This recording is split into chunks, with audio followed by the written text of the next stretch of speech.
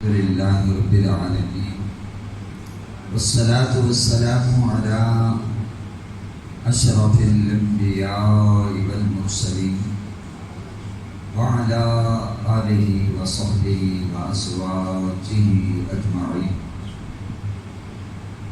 أما بعد فأعوذ بالله من الشيطان الرجيم. بسم الله الرحمن الرحيم. يا أيها الذين آمنوا اتقوا الله وكونوا مع الصادقين. صدق الله العظيم.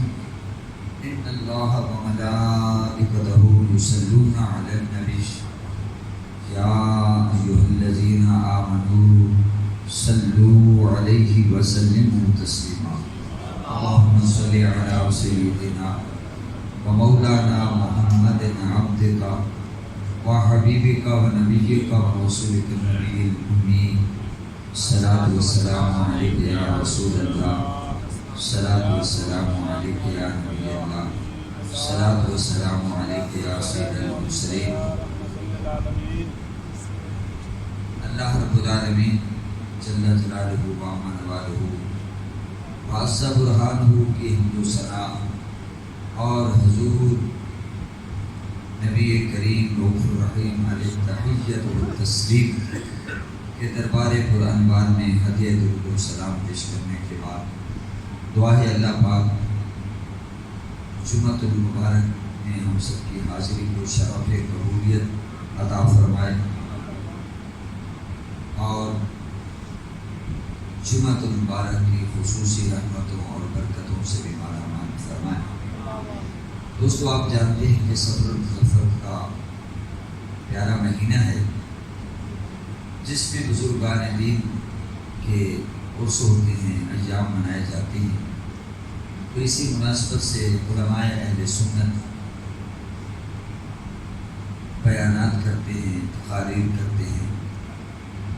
تو گزشتہ جمعہ بھی ہم نے شان اولیاء پر یہ گفتگو کا آغاز کیا. وقت کی قلت کے پیش نظر گفتگو ناتمام رہتی ہے اور ہمیشہ ناتمام رہتی ہے. تو دوستو، مقامی اولیاء، شان اولیاء، یہ قرآن کا بھی موضوع ہے. قرآن میں جو مضامین بیان کیے گئے ہیں ان میں ایک موضوع اور مضمون جا بجا ہمیں بکھرا ہوا ملتا ہے، وہ ہے عصمت اولیاء. محترم حاضرین، دیکھیے اللہ پاک نے اس عالم رنگ و روح میں، جہان ہستبوت میں اپنے بندوں کی ہدایت کے لیے، رہنمائی کے لیے، دنیا اور آخرت کی فلاح کے لیے، فوز کے لیے، کامیابی اور کامرانی کے لیے ایک نبوت کا سلسلہ جاری فرمایا. حضرت آدم علیہ السلام سے لے کر حضور نبی کریم رؤوف الرحیم خاتم النبیین صلی اللہ علیہ وسلم تک یہ سلسلہ چلا. اور چونکہ ہمارے آقا، ہمارے مولا سرور انبیاء صلی اللہ علیہ وسلم اپنے سر پہ ختم نبوت کا تاج سجائے ہوئے آئے، آپ کے ساتھ ہی نبوت کا سلسلہ مکمل ہوا، تکمیل ہوئی اور نبوت کا دروازہ بند ہو. لیکن انسانوں نے تو قیامت تک آنا تھا. حضور پاک کی تعلیمات جو ہیں وہ قیامت تک کی. آپ عالمین کے لیے نبی بن کر آئے. وحی کا سلسلہ موقوف، بند. نبوت کا سلسلہ بند. اب کوئی نبی نہیں آ سکتا. اب کوئی نئی ہدایت نہیں آئے. اب کوئی نیا پیغام نہیں آئے، اب کوئی نئی شریعت نہیں آئے، شریعت وہی چلے گی جو مصطفیٰ لے کر آئے، پیغام وہی آگے بڑھے گا جو مصطفیٰ کریم لے کر۔ تو آپ آخری نبی ہیں، نبوت کا سلسلہ مکمل، حضور جو دین لائے وہ آخری دین ہے، وہ ہر لحاظ سے مکمل ہے۔ اس میں قیامت تک آنے والے دور کے انسانوں کے لیے رہنمائی موجود ہے۔ اب کسی اور کتاب کی ضرورت نہیں، جب کسی اور کتاب کی ضرورت نہیں تو نبی کی ضرورت نہیں، جب کسی اور دین کی ضرورت نہیں تو نبی کی بھی ضرورت نہیں۔ نبوت کا سلسلہ تو آپ پر مکمل ہوا، لیکن قیامت تک ہدایت کی تو ضرورت ہے۔ تو انبیاء کے بعد یہ اولیاء کرام کے، علماء کرام کے سلسلہ جو ہدایت کا ہے، رہنمائی کا ہے، رہبری کا ہے،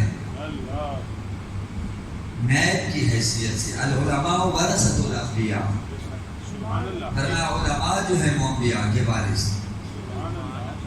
ان کی تعلیمات کو آگے پھیلانے والے کون ہیں؟ علماء، اولیاء کرام خاص طور پہ اور علماء عمومی طور پہ۔ سبحان اللہ، حضور اکرم صلی اللہ تعالی علیہ وسلم جو ہمیں ہدایات دے کر گئے ہیں، جو تعلیمات ہمیں عطا فرما کے پردہ فرما گئے ہیں، اب آگے آپ کی امت کے علماء اور آپ کی امت کے اولیاء یہ رہنمائی کرتے آئے ہیں، رہنمائی کر رہے ہیں اور رہنمائی کرتے رہیں۔ لہذا علماء کوئی نئی بات آپ کے سامنے نہیں رکھتے، قرآن کو ہی، حضور کا فرمان بھی، احکام کو ہی، اصول کو ہی، ضوابط کو ہی، قواعد کو ہی، راستہ کو ہی۔ اہدنا الصراط المستقیم، اے ہمارے پروردگار ہمیں صراط مستقیم پر چلا، گامزن رکھ، صراط الذین انعمت علیہم، راستہ ان کا جن پر تو نے انعام کیا۔ حالانکہ انعام تو سب پر ہے، کون سا انسان ہے جس پر اللہ کا انعام نہیں؟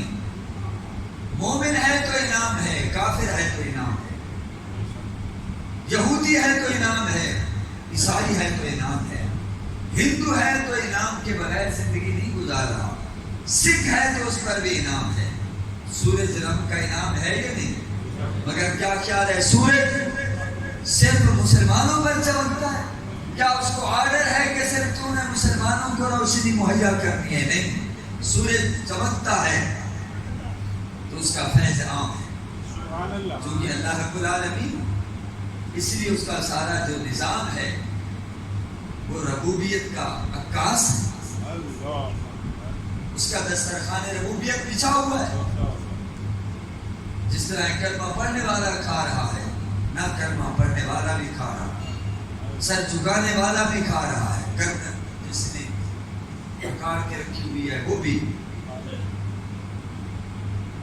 تو دوستو، بارش ہوتی ہے، نہیں حکم ہوتا کہ صرف تم نے مسلمانوں کے کھیت کھلیان پر برسنا ہے، بلا امتیاز جب بارش ہوتی ہے تو سب پر برسنا ہے۔ لیکن دوستو، یہ انعام عارضی ہیں، لیکن جن انعامات کی بات ہو رہی ہے، جس انعام کی بات ہو رہی ہے، وہ انعام بھی اور ہے، وہ انعام پانے والے بھی اور ہیں۔ قرآن کا ایک اپنا انداز ہے کہ قرآن حکیم ایک جگہ بات کو اجمالی طور پہ بیان کرتا ہے، مجمل مبہم اجمالی طور پہ بیان کرتا ہے، اور پھر آگے چل کر قرآن اسی اجمال کی تفسیر بیان کرتا ہے۔ یہاں تو فرمایا گیا اہدنا الصراط المستقیم، اے ہمارے پروردگار ہمیں صراط مستقیم کی ہدایت عطا فرما۔ اور یاد رکھنا سب سے جو پڑھ کر انسان کی ضرورت ہے وہ ہدایت ہے۔ سبحان اللہ، سبحان اللہ۔ یہ سورہ فاتحہ ہے، اللہ مانگو، مگر مانگنا ہم پہ نہیں چھوڑا۔ ہم تو کہتے مولا سونے کے پہاڑ دے دے، ہم تو کہتے مولا ایک کارخانہ ہے 2 کارخانے اور مل جائیں، ایک فیکٹری ہے دوسری فیکٹری لگانے کا پروگرام ہے، اتنے درہم اتنے دینار، ہم تو اس طرف چل پڑتے۔ فرمایا یہ بھی نادانوں مل جائیں گے، لیکن اصل یہ ضرورت نہیں ہے، یہ تو دنیا کی ضرورت ہے اور عارضی ہے۔ وہ چیز مانگو کہ جو یہاں بھی کام آئے، قبر میں بھی کام آئے اور حشر میں بھی کام آئے اور ابد الآباد تک کام آئے۔ وہ کیا ہے؟ وہ ہدایت۔ اس لیے اللہ نے فرمایا کہ جب بھی مجھ سے مانگو ہدایت مانگو، اور حضور نے بھی ہمیں یہ دعا سکھائی، اللہم انی اسألک الہدی والتقی والعفاف والغنی۔ اللہ میں تجھ سے ہدایت کا سوال کرتا، تقویٰ کا، پاک دامنی کا میں سوال کرتا۔ جب بھی مانگو اللہ سے ہدایت مانگو، ہدایت مل گئی کامیاب۔ تو یہاں اجمال تھا کہ راستاؤں کو کا جن پر تم نے انعام فرمایا۔ اب انعام عام بھی تھا خاص بھی تھا، اور انعام یافتہ عام بھی تھے اور خاص بھی تھے۔ تو اس تفصیل اس اجمال کی آگے چل کر تفصیل کر دی سورہ النساء میں، من یطع اللہ والرسول، فرمایا جو اللہ کی اطاعت کرے اور رسول کی اطاعت کرے، فَأُولَٰئِكَ مَعَ الَّذِينَ أَنْعَمَ اللَّهُ، تو یہ اطاعت کرنے والے کن کے ساتھ ہوں گے؟ فرمایا ان کے ساتھ ہوں گے جن پر اللہ نے انعام فرمایا۔ اور وہ انعام یافتہ کون ہیں؟ من النبیین والصدیقین والشہداء والصالحین وحسن اولئک رفیقا۔ فرمایا وہ انبیاء کرام ہیں، وہ صدیقین ہیں، وہ شہداء ہیں اور وہ صالحین ہیں، یعنی اولیاء کاملین ہیں۔ وحسن اولئک رفیقا، فرمایا کیا ہی اچھے ساتھ۔ حضرات محترم، اللہ بھی فرماتا ہے ایمان والو اللہ سے ڈرو اور سچوں کے ساتھ ہو، اچھوں کے ساتھ ہو جاؤ۔ تو دوستو اچھوں کی صحبت اچھا بنا، صحبت کے بڑے اثرات۔ آخر اللہ نے جو ہمیں حکم دیا ہے کہ جب بھی بیٹھو اچھوں کے ساتھ بیٹھو، دیکھنے سے پہلے دیکھ لو کہ جس کی صحبت میں بیٹھ رہا ہوں وہ کیسے۔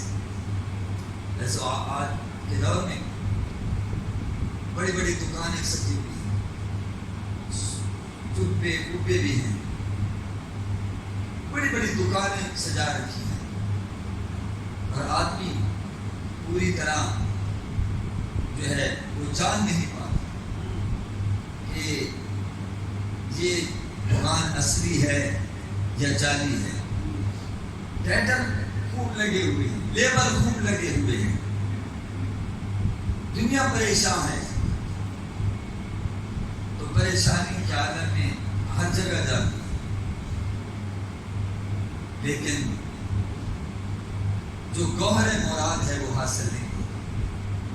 جن کے پاس بیٹھنے کا حکم ہے وہ بہت کم نظر آتے ہیں۔ لباس خضر میں ہزاروں راہزن پھرتے ہیں، اگر دنیا میں جینا ہے تو کچھ پہچان پیدا کریں۔ تو حضرات محترم، حضور نے خود ان کی پہچان بتائی۔ پہلی بات یہ ہے کہ حضور صلی اللہ علیہ وسلم آئے. مشکوٰۃ شریف کے اندر حدیث پاک موجود ہے. حضرت اسماء بنت یزید رضی اللہ تعالی عنہ بیان کرتی ہیں کہ انہوں نے حضور صلی اللہ علیہ وسلم کو یہ فرماتے ہوئے سنا. غلام بیٹھے ہوئے ہیں، صحابہ کرام بیٹھے ہوئے ہیں. فرمایا الا انبئکم بخیارکم، فرمایا کیا میں تمہیں تم میں سے جو بہترین لوگ ہیں وہ نہ بتاؤں؟ روحانی اعتبار سے، ایمانی اعتبار سے، اخلاقی اعتبار سے.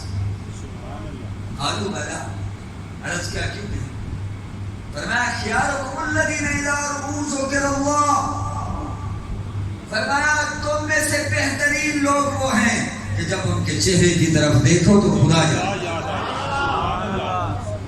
ان کا چہرہ عکاس ہو، ان کا چہرہ اس بات کی ہمازی کرے کہ جب ان کے پاس بیٹھو اٹھو تو دل کے اندر عرفان کا نور ہو، ایمان کا نور اور زیادہ ہو جائے، معرفت کا نور اور زیادہ ہو جائے. اٹھو تو محبت الہی لے کر اٹھو تو حضور کی محبت کا انسان کا سینہ جو ہے وہ مدینہ بن چکا. اذا رؤوا ذکر اللہ. اور محترم علامہ قاضی ثناء اللہ پانی پتی تفسیر بصری میں اسی آیت کے تحت لکھتے ہیں کہ اللہ کا ولی کون ہے، عارف باللہ کون ہے، اللہ کا ولی کون ہے. آپ فرماتے ہیں من کانا قلبہ مستغرقا فی ذکر اللہ، جس کا دل ہر وقت یاد الہی میں مستغرق. اور مزید کیا ہے، سنت کا پیکر، سنت کا قاتل نہ ہو، سنت کا پیکر. لوگ سمجھتے ہیں ولی کو ہے جو کرامتیں دکھائے.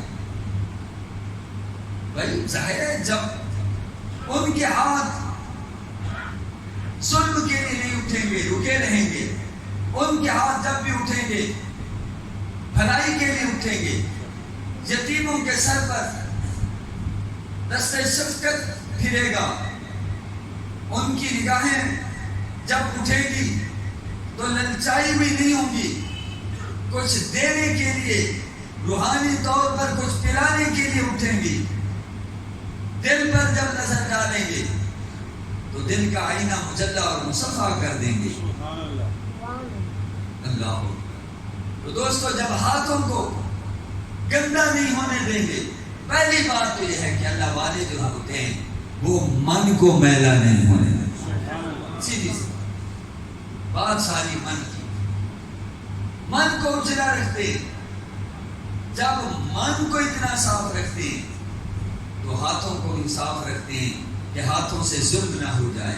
آنکھوں کو پاک رکھتے ہیں تاکہ آنکھیں گندی نہ ہو جائیں، آنکھیں میلی نہ ہو جائیں. ارے بھائی اللہ کے ولی جب دل کو پاک کر لیتے ہیں آنکھیں پاک ہو جاتی ہیں. اصل میں بات یہ ہے قد افلح من تزکا، کہ جس نے دل کو صاف کر دیا وہی کامیاب ہو. ہم تو کہتے ہیں جس نے دنیا بنا لی وہ پاک ہو گیا. اللہ فرماتا ہے پاک ہے وہ جس نے اپنے دل کے آنگن کو صاف کر دیا، مجلہ اور مصفحہ. دیکھیے آپ کا کوئی مہمان آئے تو آپ کہاں بٹھائیں گے؟ جہاں جانور باندھے جاتے ہیں وہاں تو نہیں بٹھا ہوگے نا. الگ کمرہ صاف ستھرا، بستر بھی صاف ستھرا، تب آپ کا وہ مہمان وہاں بیٹھے گا. اگر آپ نے دل کی دنیا کے اندر محبوب کو بسانا چاہتے ہیں تو محبوب کا بسیرا گندے دل میں نہیں ہوتا. ایسے نہیں کہا کر صاف تو بیڑا دل کا بردیکھ میں ماہی ملتا. جنہیں دل کو صاف کیتے پاک کیتے دیول ماہی دے بسیرے تھی گئے دیول خلقت دے سامنے کیا بیٹھے آدم خلقت کو جیندی گول ہے ہر دم فرید دیکھو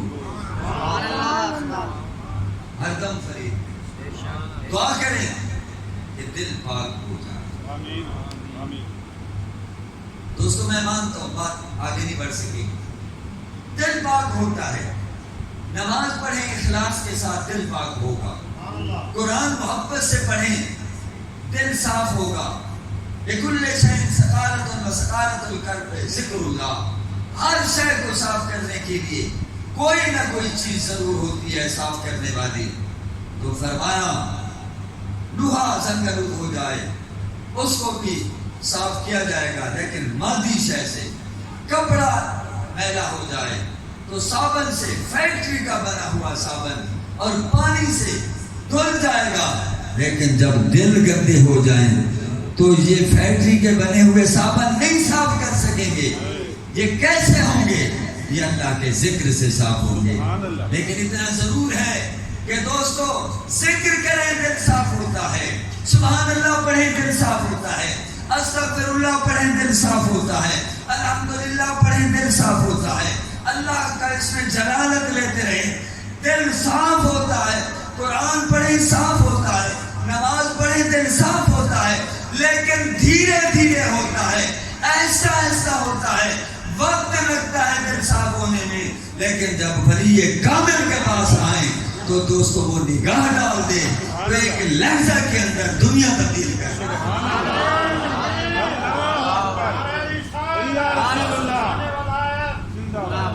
اسی لیے مولانا روم فرماتے ہیں یک زمانہ صحبت با اولیاء بہتر سال طاعت بیریا.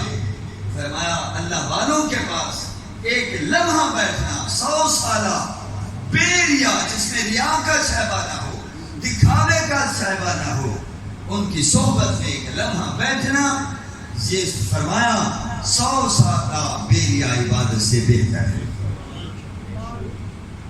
یہ تو تھی تمہید. پچھلا جمعہ میں تمہید میں گزر گیا اور آج بھی تمہید میں گزر گیا. میں آگے نہیں چلنا چاہتا. وآخر دعوانا ان الحمدللہ.